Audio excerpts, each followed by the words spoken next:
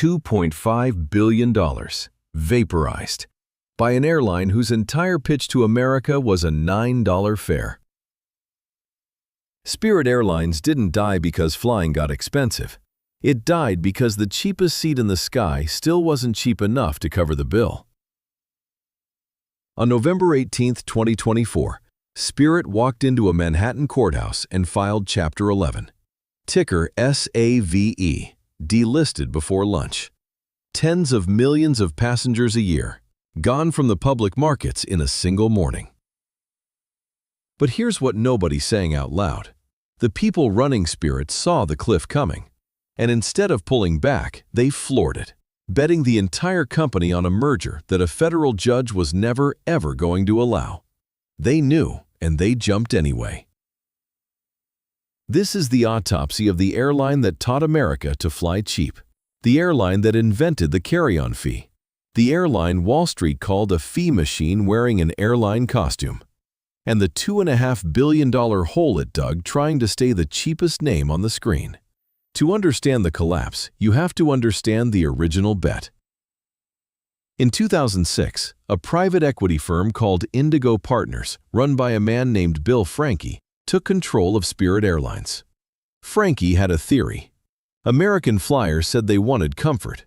What they actually wanted was the lowest number on the screen. So Spirit gave them the lowest number on the screen and charged for everything else. That same year, Ben Baldanza became CEO. Under Baldanza, Spirit didn't just cut fares. It unbundled the entire concept of an airline ticket. Seat assignment? Fee. Printing your boarding pass at the counter? Fee. And then, in August of 2010, Spirit did something no American airline had ever done. It started charging passengers for carry-on bags. The industry called it predatory. Senators called it outrageous. Customers called it and kept booking. Because the base fare was $9, sometimes less. On May 26, 2011, Spirit went public at $12 a share. Wall Street didn't see a budget airline. Wall Street saw a fee machine wearing the costume of an airline. For years, it worked. Margins were the envy of the industry. To understand the fall, you have to understand the bet. In 2006, a private equity firm called Indigo Partners, run by a man named Bill Franke, took control of Spirit Airlines. Franke had a theory. American flyers said they wanted comfort. What they actually wanted was the lowest number on the screen. So Spirit gave them the lowest number on the screen and charged for everything else. That same year, Ben Baldanza became CEO. Under Baldanza, Spirit didn't just cut fares. It unbundled the entire concept of an airline ticket. Seat assignment? Fee. Printing your boarding pass at the counter? Fee. And then, in August of 2010, Spirit did something no American airline had ever done. It started charging passengers for carry-on bags. The industry called it predatory. Senators called it outrageous. Customers called it and kept booking. Because the base fare was $9, sometimes less. On May 26, 2011, Spirit went public at $12 a share. Wall Street didn't see a budget airline. Wall Street saw a fee machine wearing the costume of an airline. For years, Spirit's margins were the envy of the industry. Legacy carriers, Delta, United, American, quietly copied the playbook. Basic economy, bag fees, seat fees. The thing everyone hated became the thing everyone did. Spirit had won, or so it looked. Here's the problem with selling the cheapest seat in the sky. Somebody can always sell it cheaper. By the late 2010s, Frontier had copied the model, Allegiant had copied the model, and the legacy carriers, the ones Spirit had been undercutting for a decade, had cloned just enough of it to neutralize the price gap on routes that mattered. In January of 2019, Ted Christie took over as CEO. He inherited an airline that was profitable on paper and cornered in reality. The yellow planes were everywhere. The pricing power was nowhere. Then the pandemic. Spirit survived COVID the way most U.S. airlines survived COVID, on federal payroll support and a prayer. But when travel came back, the costs came back faster. Fuel, labor, maintenance. The ultra-low-cost model depends on one thing above all else: keeping planes in the air, full, all day, every day. Spirit's planes started staying on the ground. Beginning in 2023, Pratt Whitney announced a defect in its geared turbofan engines, the GTF. Powder metal contamination, premature wear. Aircraft had to come out of service for inspection. Spirit's fleet leans heavily on the Airbus A320neo. The Neo flies on those engines. Multiple Spirit jets were grounded, not for days, for months.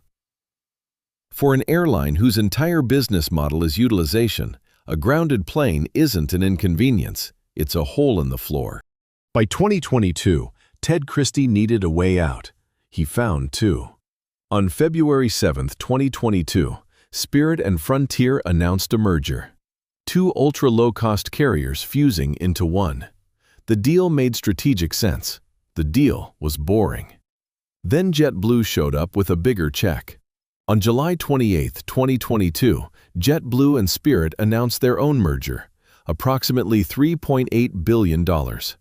Spirit shareholders voted with their wallets. They rejected Frontier. They took the JetBlue offer. The Department of Justice sued to block it. On January 16, 2024, U.S. District Judge William Young ruled the merger violated Section 7 of the Clayton Act. His reasoning was almost mournful. Spirit, he wrote, was the airline that disciplined the rest of the industry on price. Erase Spirit, and millions of price-sensitive passengers would pay more. The judge saved the consumer. He did not save Spirit. On March 4, 2024, the merger was officially terminated. JetBlue paid a $69 million reverse breakup fee and walked away. Spirit was left holding the airline. For fiscal year 2023, Spirit reported a net loss of $447.5 million. Planes grounded, debt maturing, no buyer, no exit. 8 months later, the Chapter 11 filing.